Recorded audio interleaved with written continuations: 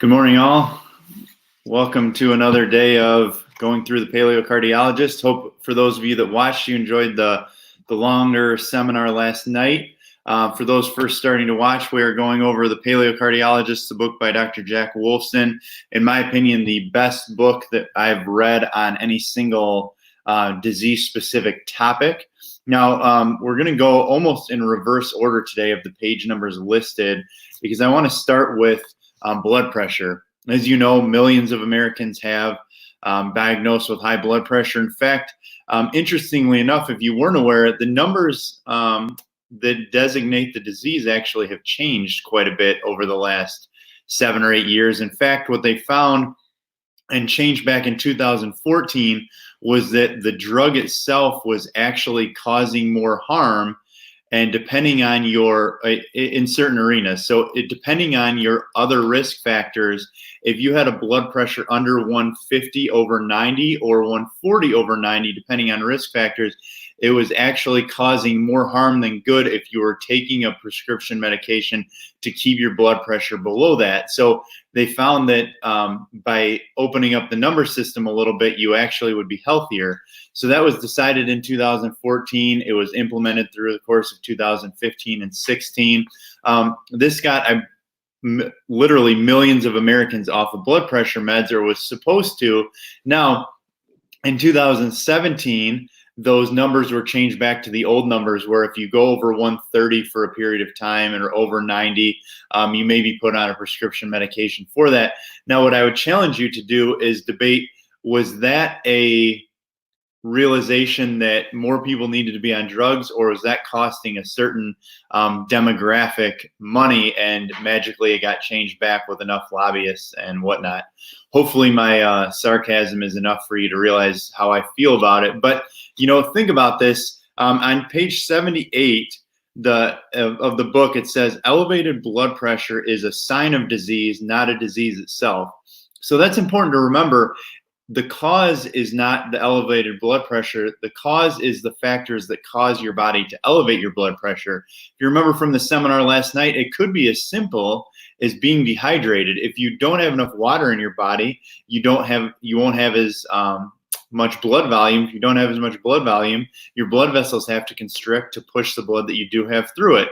Now, that's a simple scenario. There could be toxicity issues. Your heart could be weak. You could need to exercise more. You could be deficient in certain minerals like magnesium, which can relax muscles. But there are a lot of underlying causes, including stress, that cause you to have high blood pressure. And in fact, most of the time, none of those are accounted for, with the exception of possibly weight. Now, weight is a factor and weight is inflammatory. But another one that I wanted to point out specifically is if you are in pain, because pain will naturally cause your blood pressure to go up. And ironically, pain medication also causes your blood pressure to go up. So you could be in pain and have higher blood pressure and go to the doctor and be put on a prescription. You could be in pain and therefore take an NSAID like ibuprofen or Advil, which can cause your blood pressure to go up, which could cause you to be on another medication. Either way, neither one of these things are the actual root cause. So getting to the cause, whether that's getting adjusted or taking magnesium or a multivitamin or making sure you're hydrated, lowering caffeine consumption, which can cause high blood pressure, all these things are a much more effective way to keep your body healing itself. Remember, it's what your body does that allows you to need or not need a medication. So why wouldn't you get to the root cause of the problem? I said this last night, but I think this is an important thing to reiterate. While coronavirus is certainly a very scary topic for many people in America today, the current death rate in America is 233,000 people a month are dying from things other than coronavirus. So if you're hiding in your house and you're not exercising and you're eating junk food and you're living in high stress and you're doing things that weaken your body, the likelihood of you dying from something else is right now much higher than the likelihood that you die from coronavirus. So while you need to take the measures that you feel are proper, it's also important to take care of yourself.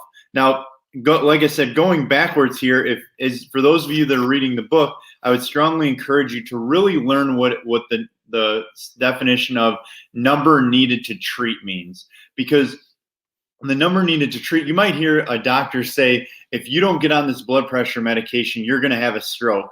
Well, ask what the number needed to treat to prevent that stroke is, because the reality is in many cases, several hundred people have to take the prescription for one person to prevent a stroke. Right now, most blood pressure studies don't even show that they prevent heart attacks. It's mostly stroke. And the downside is long-term blood pressure medication consumption has side effects like damaging your kidneys, causing you to need dialysis. Having higher toxic loads can cause 15 other different things, including cancer. And yet you might have to take your blood pressure pill, or 200 people might have to take a blood pressure pill just to prevent one person having a stroke. So keep that in mind, because the downside, there's no risk of drinking more water. There's no risk of eating healthier food. You don't have these side effects when you do this, but really learn number needed to treat. That's a very important thing to talk to your doctor about when you're weighing the costs and cause and effects of taking a medication. Now, going back, we're almost through the chapter. I've been breaking this chapter up on food. So going back to page 36, the next thing I want to really talk about is what oils you cook in. So coconut oil specifically, but saturated fats are shown to raise HDL, which is a good cholesterol, and they're shown to also be stable at high temperatures. So with high temperatures, I'm just going to use cooking on the stovetop. Anything over medium to low heat, that little dash between medium and low, is going to denature unsaturated fats, meaning vegetable oils, olive oils. Now, olive oil is very healthy. I would argue in the book states specifically things like corn oil, soybean oil, and some of the ones that are really cheap are very unhealthy to cook with. They're really unhealthy to consume in your body. But there's those industries have actually advertised misinformation still where they're blaming all saturated fats as being the same. There are certain saturated fats, such as if you're eating donuts or deep fried chicken or something, that are absolutely terrible for you. But the reality is that most healthy saturated fats, like the ones you get from avocados, coconuts, grass-fed butters, those are very, very healthy for you. So you should, one simple thing to change in your lifestyle, you could eat the exact same food, but cook it in better oils, and you could be much, much, much better off. That's page 36 and 37. Next, on page 37, it talks about fruit.